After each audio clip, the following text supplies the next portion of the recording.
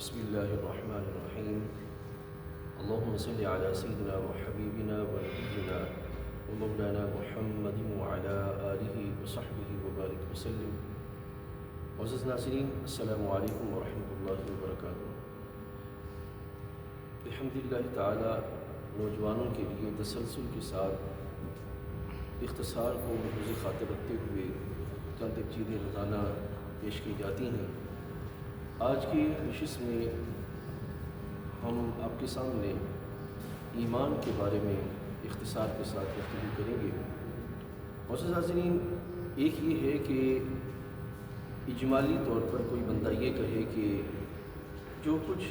خاتم النبیین سیدنا محمد الرسول اللہ صلی اللہ علیہ وسلم لے کر تشریف لائے میں ان پر ایمان رکھتا ہوں، ایسا کہنے سے بندہ مومن ہو جائے گا، دائرہ اسلام میں داخل ہو جائے گا اور اس پر احکام اسلام کے سارے پہلو جو ہیں وہ اس پر لاگو ہوں گے. لیکن ہر دور میں اس چیز کی ضرورت نہیں ہے، لیکن آج کے اس دور کے اندر اس چیز کی ضرورت بڑھ گئی ہے کہ ایمانیات کے باب میں اور جو عملی اسلام ہے اس کے لحاظ سے ہر بندہ کے لحاظ سے یہ ذمہ داری زیادہ ہو گئی کہ وہ ایمانیات کے باب میں جتنی چیزیں آتی ہیں ان کے لحاظ سے علم حاصل کرے، اور اسی طرح عملی زندگی کے باب میں جتنے پہلو آتے ہیں ان کے اعتبار سے بنیادی علم حاصل کرے. مثلاً ایمانیات کے باب میں سب سے پہلا ہے توحید باری تعالیٰ. تو توحید باری تعالیٰ کے بارے میں یعنی کہ اللہ تعالیٰ کی الوہیت کے بارے میں، اس کی معبودیت کے بارے میں، اس کی صفات کے بارے میں، کائنات میں اس کے جو احکام کے اجرا ہے اس کے بارے میں بندہ جو ہے وہ علم حاصل کرے، تاکہ ایک طرف تو یہ کہ اس کو احکام جو